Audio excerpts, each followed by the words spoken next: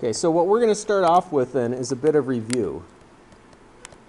Meaning trying to not fill in all the details, not go in depth on any of it, but just say, this is the broad stuff that you need to know, and then you need to dig down a little deeper. So for instance, there's 4 quantum numbers, right? Does anyone remember what those 4 quantum numbers were? So does anyone have in their notes the 4 quantum numbers written down? Nathan, were you here Monday? I can't remember. Yes. Okay, I thought so. So we have the principal quantum number. That's given that n. So every time I use n, you have to associate n and principal quantum number, right? What we're going to find is this corresponds to the actual row of the periodic table. And it's the distance from the nucleus. And it's also the basically, oh crap, now I forgot what I was thinking. Distance row, yeah, it's the distance basically of the electrons from the nucleus. And so, for instance, we would say that anything that has n equals 1 is closest to the nucleus. The next shell out is n equals 2. The next shell out is n equals 3. And we're talking about rows of a periodic table. We mean that hydrogen and helium are in one row, and then we've got lithium, beryllium, all the way across. That's the second row. And so this is the row that corresponds to n equals 1. This is the row that corresponds to n equals 2. What's under lithium? Sodium, and that row going over. All of those have that principal quantum number of n equals 3. What it's going to do is, since this is the distance the electrons are from the nucleus, it means that everything in the same row is within reason, and we'll talk about why there's some exceptions, about the same size for an atom. And that as we go down a column, since we're going out of an orbital every time we go down a row, the atoms get bigger and bigger and bigger. So the smallest atom is, of course, hydrogen, right? The biggest atom is going to be the one at the bottom of that column, or at least the lower right-hand corner of that periodic table. Then we said that we have the L quantum number, which is angular momentum.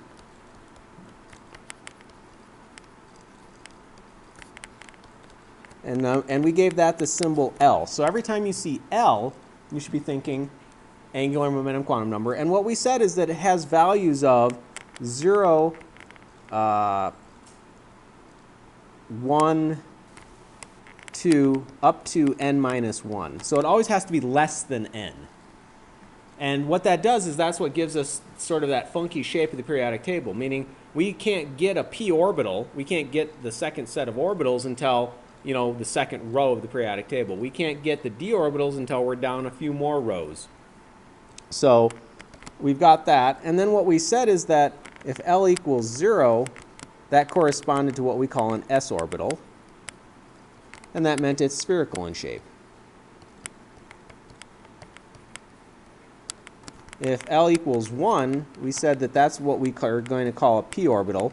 And the reason they're called S, P, D, and F is they really stand for the singular line, the primary lines, diffuse lines, and I forget what the F even stood for, to be honest. Meaning the letters are arbitrary. They're based on something that we don't even talk about and won't learn in class, really.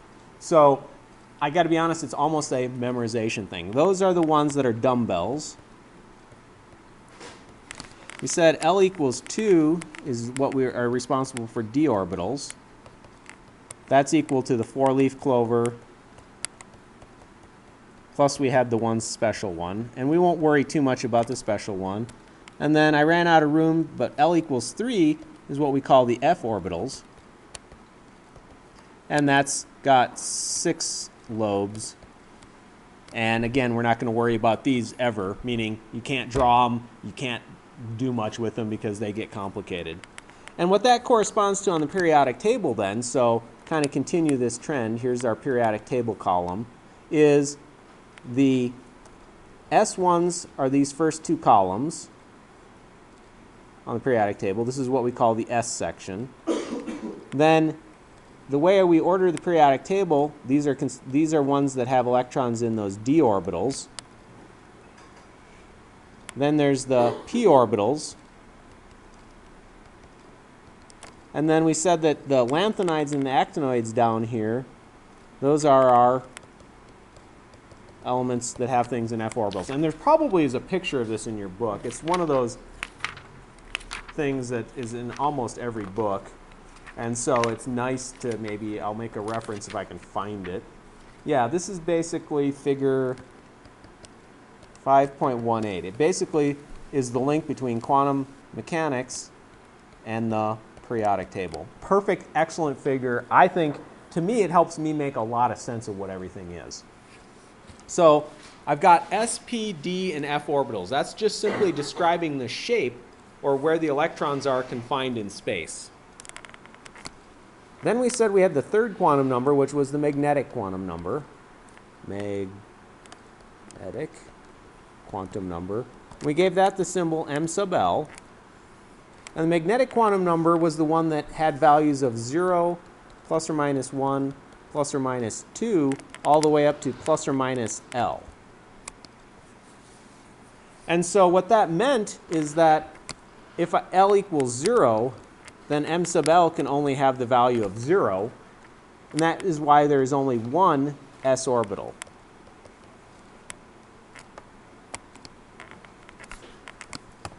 I should say there is one s orbital. And if we have L equals 0, that means that m sub L can be 0 or plus or minus 1. That's why there are 3 T-shaped orbitals. If L equals 1, I'm sorry, that was L equals 1. I just wrote 0 for some reason. L equals 2, m sub L could be 0, plus or minus 1, plus or minus 2. That gives you 5 values. That's why there's 5 D-shaped orbitals.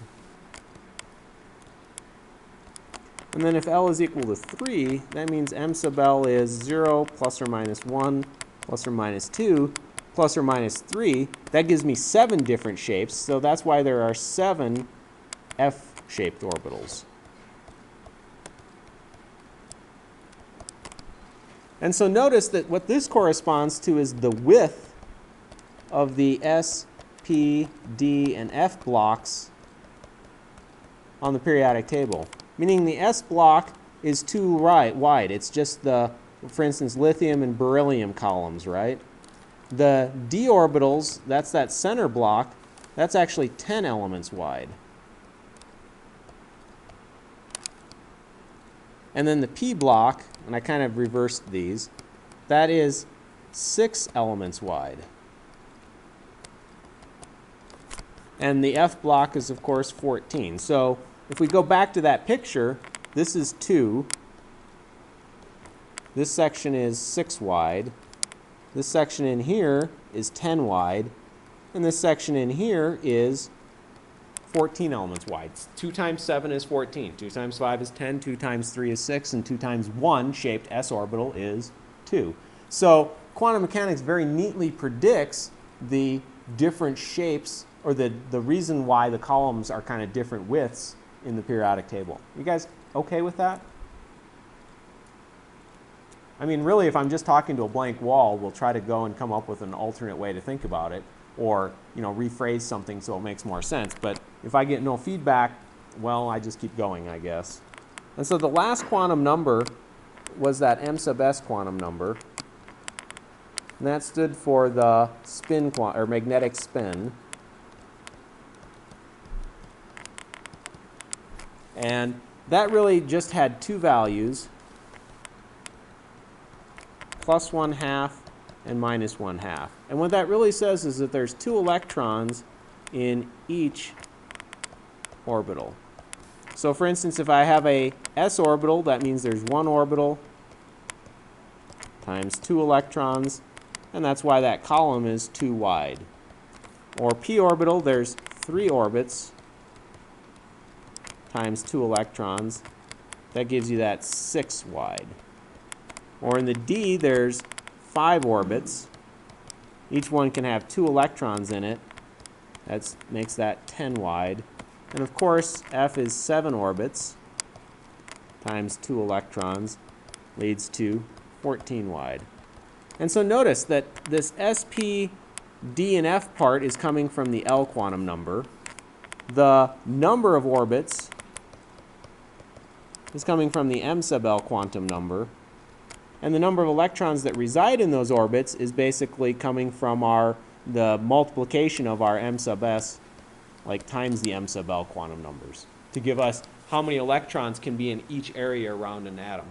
And so what it turns out is that the electrons in, like, for instance, the Rutherford model that are just a cloud of electrons zooming everywhere, well, that's too messy. You can't have electrons just anywhere, because that leads to some things that don't really work. You can't predict line spectra, you can't predict black body radiation, you can't predict the photoelectric effect. So the electrons have to be stuck somewhere specific around an atom. The Bohr model, which is the next logical step, said that basically, so, you know, if we start with Rutherford, he just had a cloud. And then we had the Bohr model, and what he said is they're not in a cloud. The electrons are in these little orbits. And then we had the de Broglie, and what he said is the reason they're in the orbits is because they're actually little waves. And so he explained why there's orbits. And so you can see that our model is progressing. And then we kind of get into Schrodinger. And I guess we could throw in one model in between there. We can talk about, now I'm going to draw in blank. Can't know both momentum and position. Who is that guy? Heisenberg. He said that even with waves, those orbitals have to be fuzzy.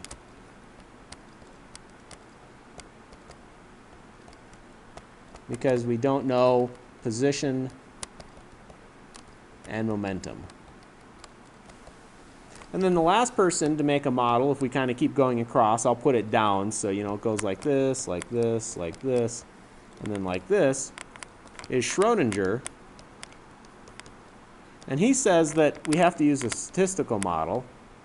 So we're always talking about probabilities of where the electrons are. And he's saying that some electrons are in these spherical orbitals. Some electrons are in dumbbell-shaped orbitals, so S, P. Some are in those four-leaf clover orbitals, D and F.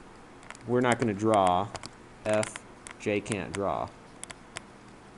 So really what we've covered in this chapter, and arguably we started at Rutherford, so it's not like we covered it, but we've got a succession of different models that are telling us exactly where the electrons are, and they're also telling us exactly why the electrons are in those orbitals to a certain extent. And so we have to realize that things get weird. The Rutherford model, a lot of people get because they can say the protons and the neutrons in the nucleus and it's small and dense.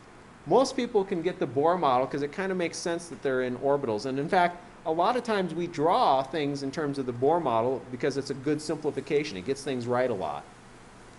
The de Broglie step, to me, is starting to get a little weird. I can understand that things can be waves and particles, and I understand that waves should only have certain vibrational frequencies that they have, and that's why it makes it quantized. That makes sense to me.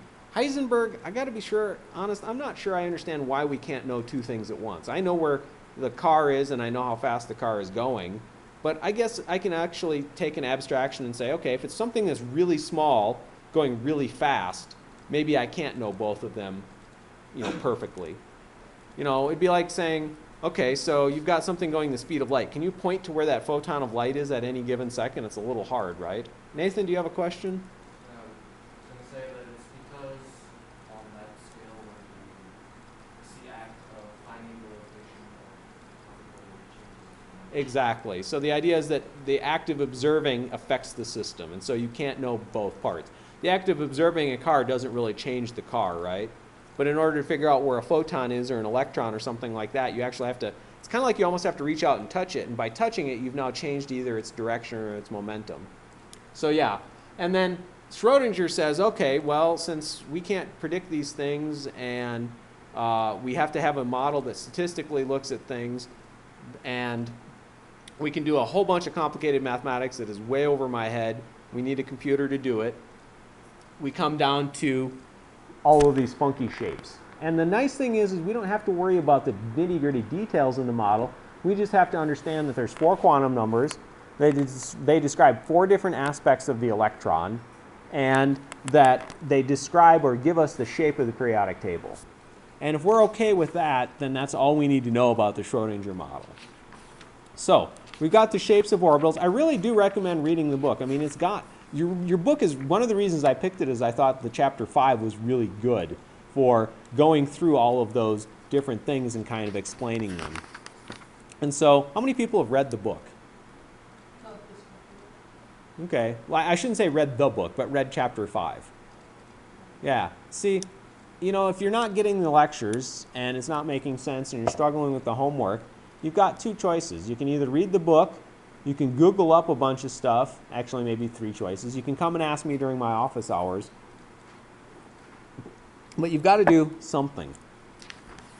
Okay, so let's talk about what are called the Offball Principles. I can't remember, maybe I suppose I could look in my notes. I just can't remember where the guy, if he's German, I think he's German.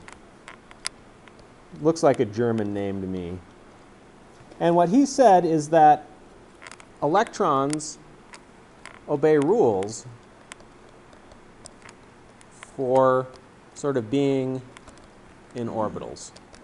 And depending upon what book you read and how you want to talk about it, some of them have, you know, a set of 2 or 3 rules. Some of them have just 2. Some of them lump the rules together and call it Hund's rule for part of it. So realize that it's a little wishy-washy in sort of what they're doing. But the basic rules are we always fill the lowest energy level first. So let's talk about what we mean by energy level. If we take a look at it, I can have an electron that's close to the nucleus, and I can have an electron that's farther away, right? And the nucleus has a positive charge, right? And electrons have a negative charge. And so what do we know about opposites? Yeah, they attract. And so the idea is that the nucleus has an attractive force between the nucleus and the electrons, because the nucleus really, you know, contains the protons. And maybe I should say protons. I mean, we know the protons are in the nucleus. This way we see the, you know, the attractive force between the positive and the negative. And so the closer, the closer the electron is, the lower in energy it is. And so it's kind of the opposite of what we expect, or the opposite of how we would normally say it.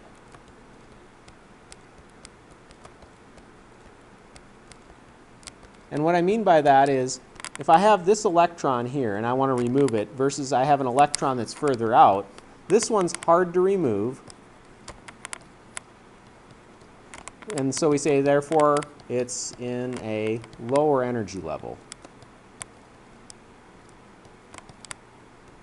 This electron should be easier to remove. Therefore, it's in a higher energy level. And maybe I should also draw one more analogy in there. We can really think of this like magnets, meaning if 2 magnets are really close together, they're hard to pull apart, right? Because opposites attract. If the magnets are slightly apart, they're pretty easy to pull apart, right? Same thing with electrons. If the electrons are really close to the nucleus, then there's a lot of protons that it's attracted to. It's hard to remove. And if it's further away from the nucleus, then it's easier to remove. So for instance, the electron on hydrogen is hard to remove. The electrons on elements that are much further down in the periodic table are fairly easy to remove because they're very far away from the nucleus. You guys okay with that idea? So sometimes when we draw this diagram, instead of drawing it in a circular shape, we instead abstract it like this. So this would be our energy. And what we would say is that that first orbital, n equals 1, is furthest down in energy because it's closest, right? And then at the n equals 2 level, that's higher in energy. And so remember, those are corresponding to how far away we are. And so the idea is that up here is what we consider a free electron. And so here it takes a lot of energy to remove. If it's the n equals 2 level, we'll put that in red, I guess, then it requires less energy to remove.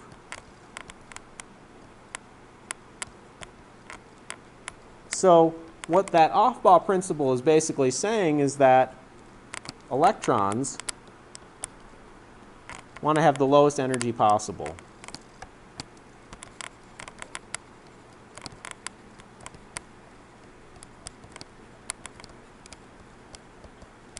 And what that means is they want to be closest, or as close to the nucleus as possible.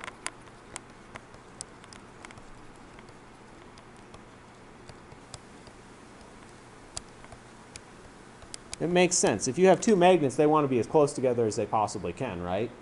And so, and that's also, so that's where they're most comfortable. So Offball is simply stating that electrons always fill the lowest energy level first, meaning that if I've got an element, like say this is hydrogen that has one electron, that electron is going to be right there. It's not going to be in a higher energy level. So it's going to be closest to the nucleus as possible as it can be. Okay, the second Offball principle says that orbits can hold 2 electrons, and that really is just a restatement of that m sub s is equal to plus or minus 1/2, meaning it can only have 2 values, and they have opposite spins, meaning that if one of them is plus 1/2, the other has to be the opposite or minus 1/2. And when we draw pictures, what we sometimes do is we represent the spins as simply an arrow pointing up and an arrow pointing down. And this also technically is a restatement of the fact that no 2 atoms, or 2 electrons, sorry, 2 electrons can have the same location. And what that really means is they can't have the same 4 quantum numbers. Meaning each electron is unique in where it's located around an element or an atom, and each electron can't occupy the same space as another electron. That kind of makes sense. What's the chances that Nathan and Haley can occupy the exact same space?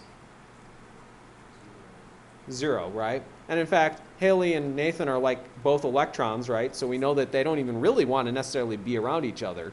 They want to be as far apart as possible, right? Yeah, see, I get 2 nodding heads for this. So you guys are perfect electrons.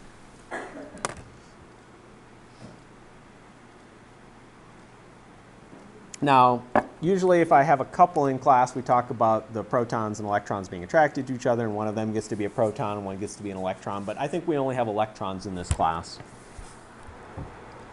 So that's the second Offball principle. It says that basically the electrons can't have the same spin. They can't have the same 4 quantum numbers. The next one says that if there are, and this is a new word for us, degenerate orbitals. So let's define that. Degenerate orbital simply means the same shape, the same energy, which means that basically they're the same distance out. Then what we do is we fill each orbital before pairing up electrons.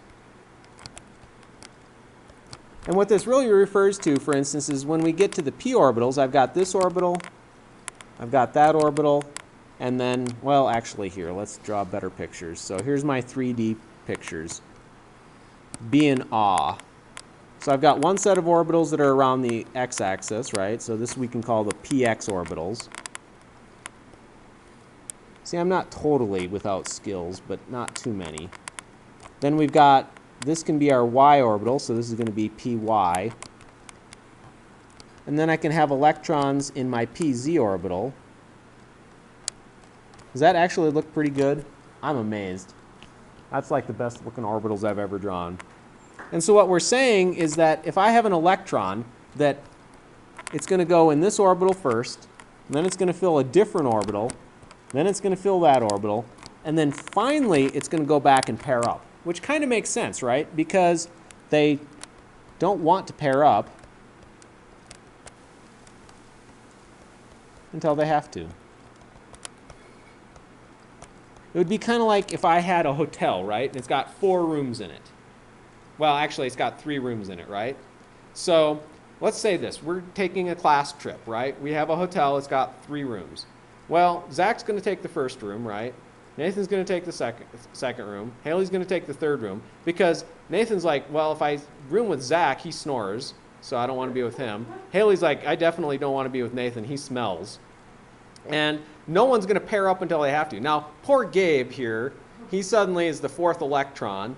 He has to pair up with one of the 3. So he's like, do I want to be with the one that snores? Do I want to be with the one that smells? Or do I want to be with the one that is annoying? And I don't know who Gabe is going to pair up with in this situation. Personally, if I was Gabe, I'd sleep out in the van in this case. So, but the idea is the electrons don't want to be paired up, right? And if there's 3 hotel rooms, 3 equal energy levels that they can go into, they're not going to pair up until they absolutely positively have to. It's kind of like electrons really kind of hate each other and they really don't want to be next to each other. So if they don't have to be, they aren't going to be. Now, sooner or later, they have to pair up. So for instance, if we really only have 3 hotel rooms and then the next hotel room is up at a higher energy level and Gabe can't afford to pay for that, he does have to, if he doesn't want to sleep on the street, bunk with one of the 3 of you. So I don't know, Gabe, are you going to go with smell, snore, or just plain old annoying? Or do you not want to choose? I mean, I'm really putting you on the spot. It's not fair. Honestly, like I said, I'd sleep on the street first.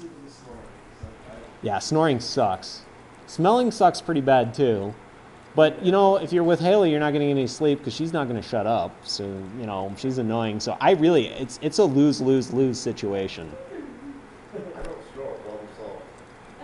This was an analogy, okay? Nathan doesn't really smell that bad. Mostly. Anyway, it's an analogy. And you guys, I think, get the analogy. You even laugh at it. That's good. So the third off-ball principle basically says electrons don't pair up until they absolutely positively have to. Sometimes that third rule is also referred to as Hund's rule, because the guy named Hund basically came up to it. And the idea is that the electrons repel each other, so they're not going to be near each other until they positively have to.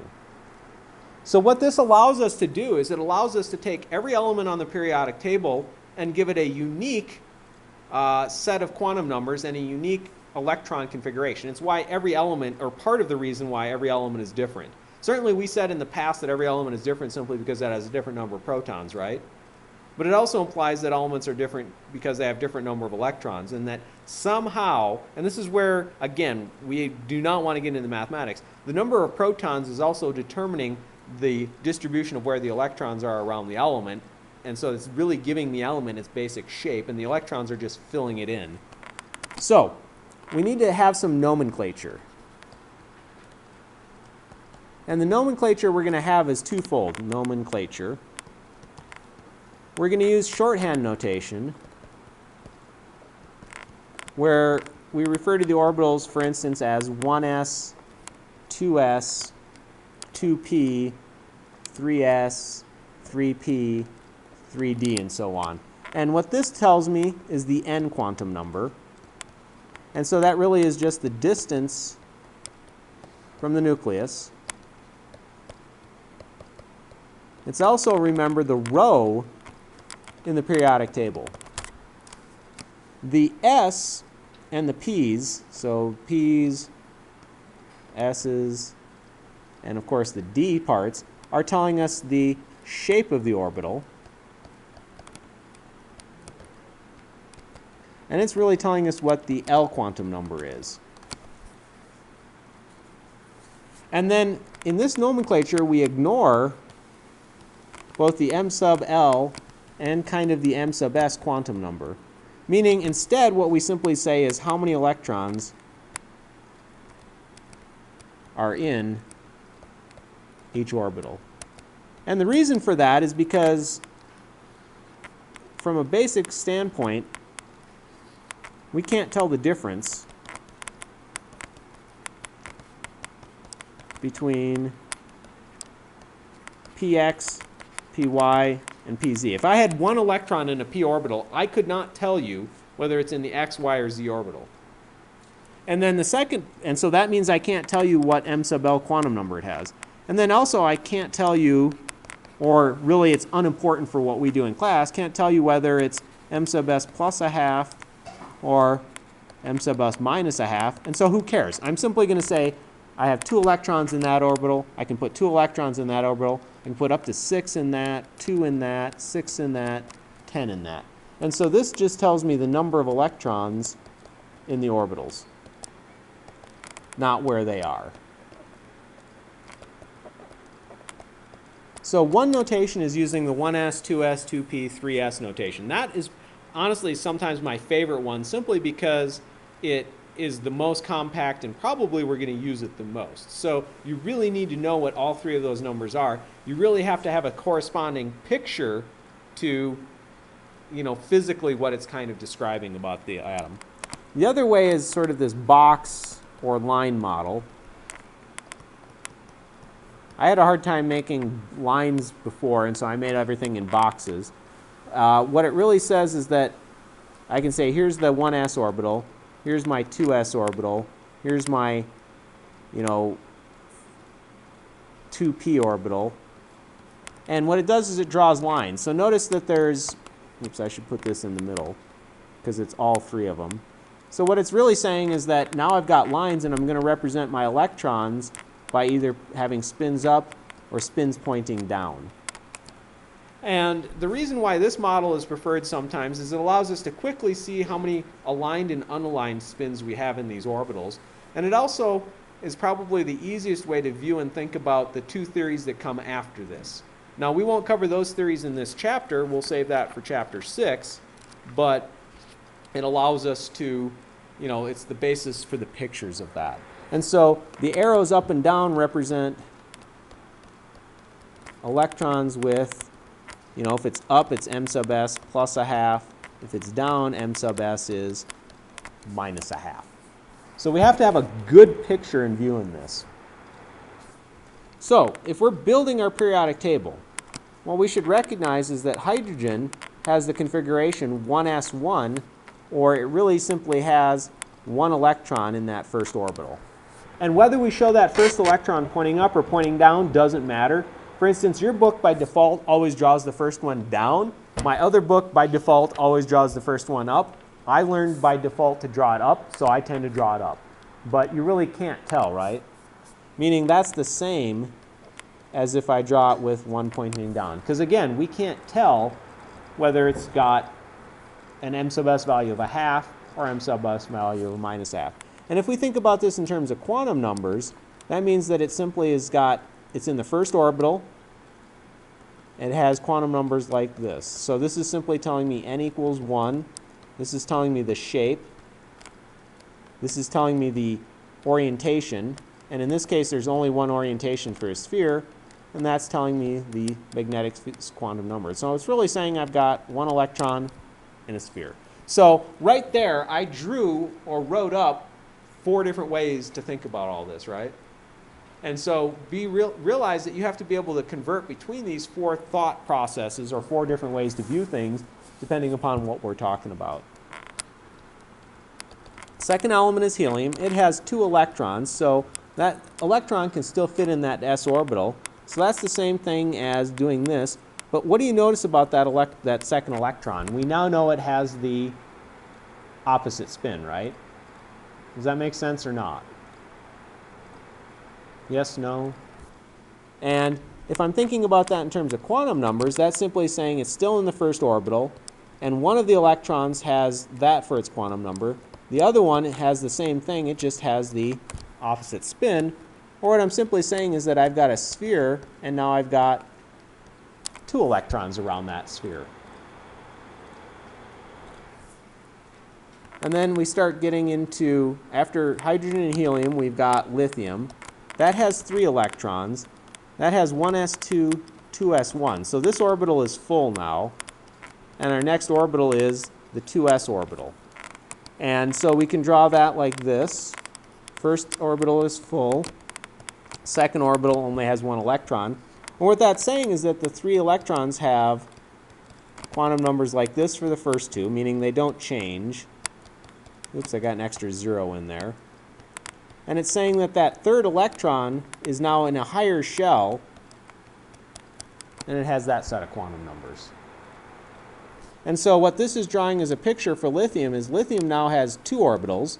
Both orbitals are spherical.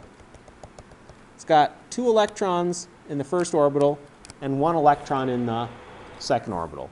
And so one thing that we say is that lithium and hydrogen look an awful lot alike, because if you look on the periodic table, hydrogen and lithium are in the same column. That means they both have that 1 electron in that outermost orbital. You guys with me so far? Okay, what would beryllium look like then? 1s1, 2s2. Now it's got 2 electrons in the second orbital. So that means it's got 2 orbitals completely full. And it's simply saying that it's now got those 2 orbitals, and it's got 4 electrons around it. And so beryllium kind of looks a little like helium, with an exception. And we'll talk about that in a little bit. And now here's where things get hard to draw. What's after beryllium in my periodic table? Boron, right? That has 1s2, 2s2.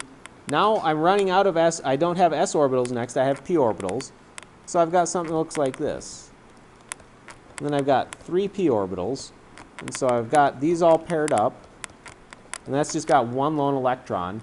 And here's where Jay's pictures start to suck. So Jay will stop drawing them this way because it really is hard. There's the first orbital. Here's my second orbital. It's completely full. And the idea is that I now have a p orbital that's about the same distance out, but a little further out, and it's got 1 electron in it. So as you can see, if I start drawing p and d orbitals in there, am I even going to be able to see anything? That's why you have to have that visual picture. This is easy to write. This is easy to visualize, at least for a small number of electrons. And so the idea is as we get more and more electrons, we're going to stop drawing the picture, but we still have to have that visualization. So let's back off one step and show you one thing we kind of didn't mention in order. And I didn't make this diagram big enough. This is really just in your book. I don't know, I'm sure it's somewhere in here. It's got to be. Excellent. This has got page 161, figure 5.9. It's a beautiful picture. Remember, this stood for energy, and this is going to be, there really is no x-axis. So we said that the lowest energy orbital is the 1s orbital. Slightly higher in energy is called the 2s orbital. And then it turns out that the 2p orbitals are slightly higher in energy. Even though they're in that same shell, even though they're supposed to be the same distance out, it turns out that for those 2p orbitals, so this is a 2p orbital, it's slightly further out, which means it's slightly not as tightly bound to the nucleus. It means it's slightly higher in energy in our energy level diagram. And we can keep on with this, and what we find is that then we get our 3s level. Oops, we should line it up. Here's our 3s. Slightly above our 3s is our 3p. And then we should have a 3d energy level, right? And that's going to be slightly higher in energy, 1, 2, 3, 4, 5. So there's our 3d orbitals. Remember, there's 5d orbitals. That's slightly higher in energy. Then we get our 4s. But here's where things get complicated. The 4s is actually slightly lower in energy, or stuck between the 3d and the 3p orbitals, okay?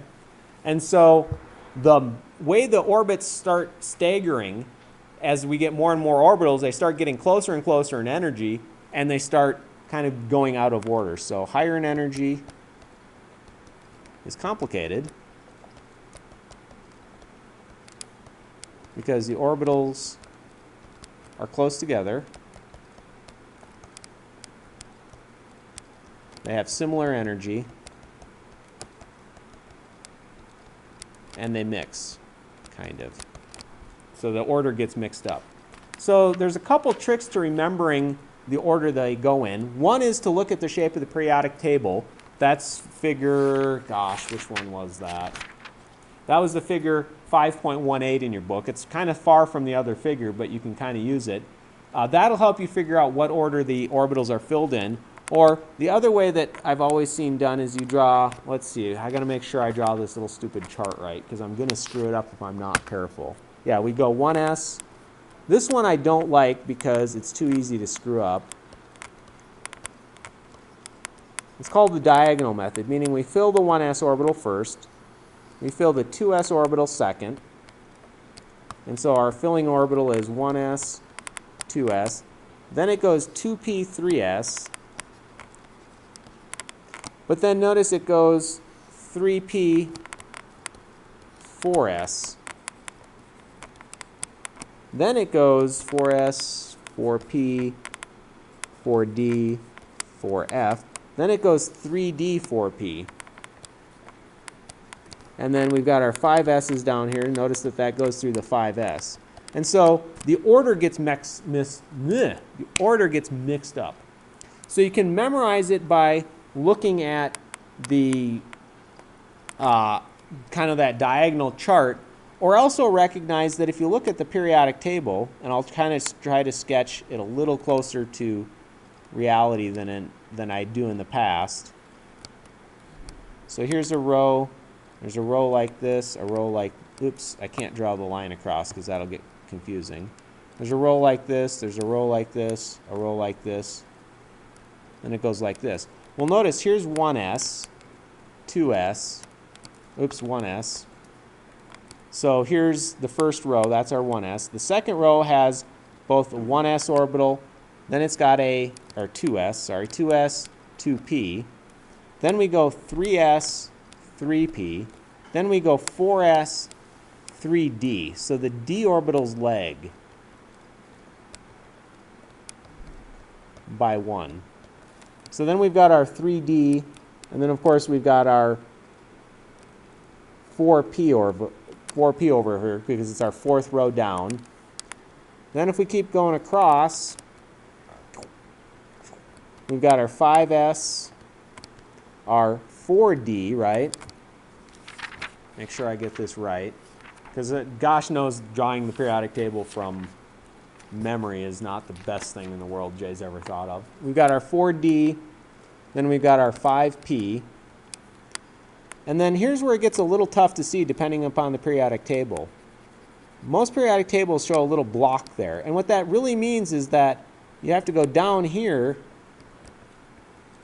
to your set of f orbitals before you go back up. So you go 6s, 4f, 5d, 6p. And so that's inset into the periodic table. And the reason that we always draw that 4f elements down below is because if you draw the periodic table with them where they're supposed to be, the periodic table is too wide to fit on a piece of paper, and you're kind of screwed.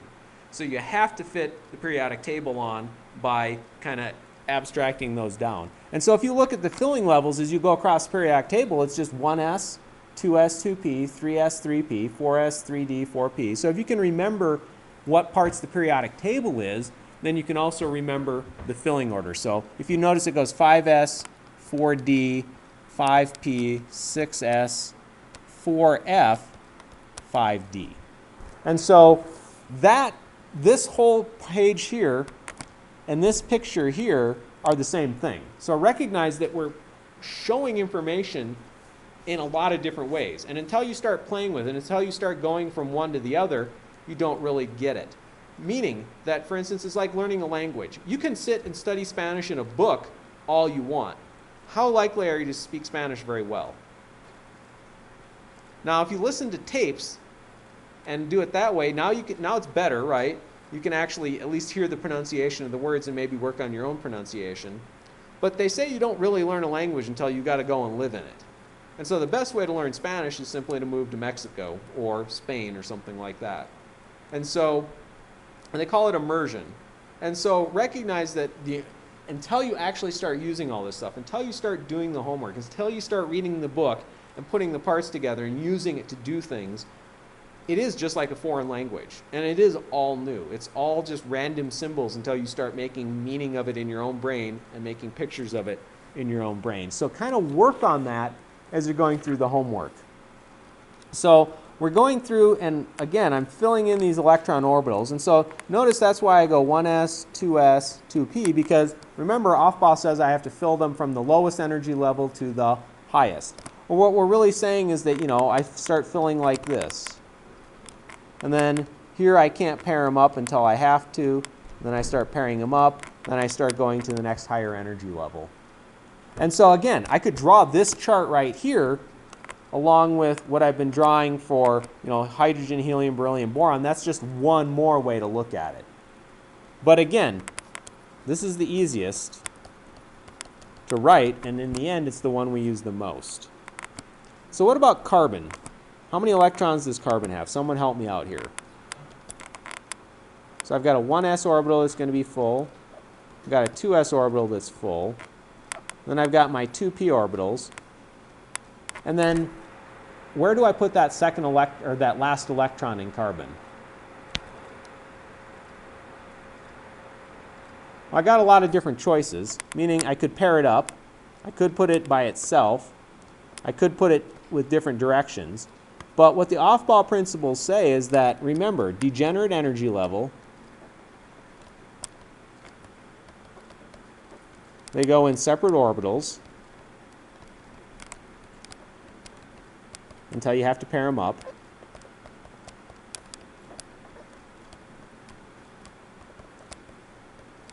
And it also says that they have to be what we call spin aligned, meaning they either have to be both up or both down. They're not going to be one up, one down. That's a quantum mechanics thing. And so this, remember, is basically off-ball, or this specifically is talking about Hund's rule. So there's carbon. Then if we look at nitrogen, it's kind of similar. We pair them up. We can't pair them up here until we have to, so nitrogen's got 3 unpaired electrons. Then we go to oxygen, and the lowest energy levels I'll fill first. Then we do that, and finally, for oxygen, you have to pair up one of those electrons. So are you guys kind of with me for this? Okay, let's jump forward in the periodic table. Everyone grab your periodic table, okay? And we're just going to pick something further down the list. So let's pick on arsenic. Now, arsenic has 33 electrons. And so when we're writing the electron configuration for arsenic, what we have to do is say, well, I just start with the lowest energy level, 1s. The second energy level, 2s. Then we have the 2p6. Then I have the 3s2. Then I have the 3p6 in energy level. Then I have my 4s2. Then I have my 3d10. And now I'm finally, almost to 33 electrons. And if I count across an arsenic, I see that where it is in the periodic table is, it's down here. So what I'm really looking at is arsenic. And it's the third element over. And so notice that I had my 1s, my 2s, my 2p, my, oops, I didn't quite leave enough room. Let's do this, 2p. My 3s, oops, it's not very good in there. 3s. Then I've got my 4s, then I've got the 3d, and then this is my 4p. Oops, that's a p, 3p. And so I'm really just counting across on my periodic table, keeping track of the S, D, P, and Fs, and also keeping track of the row that I'm in, because that tells me the number. And so then I have 4P3. And if you add that all up, it better be 22. Here's 10, or I'm sorry, 33. 10, there's 10, so 10, 20, 30, 33 electrons. Or, you know, if I'm drawing the arrows, then, you know, I got to fill in all these boxes. It gets a little tedious. And then I got my 3s, so 1s, 2s, 2p, 3s, 3p's. And again, these are all got electrons in them. And I've got my 4s, that's just 2. And I've got my 3d10, that's 5 orbitals. So I got 10 electrons. Then I ran out of room, so we'll just continue down here. Here's my 4p orbitals. Now I've got 3 unpaired up electrons. Now, could you imagine trying to draw that like this? You know, first off, I've got 4 orbitals. Then I've got some p orbitals for that one. I'll have p orbitals for this one. I've got p orbitals for that one. Then, you know, if I draw another color just because there's no way I can do it, I also have to remember I have the 3 d orbitals that are kind of in between there. So, you know, I've got a picture that if I really tried to draw it in a 3-dimensional picture would be almost impossible to figure out. So this is preferred because it's the most condensed.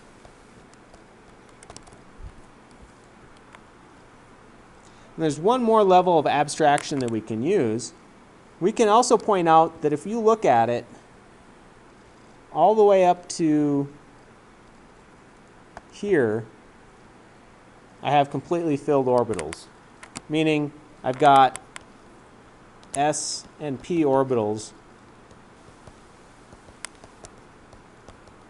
that are full.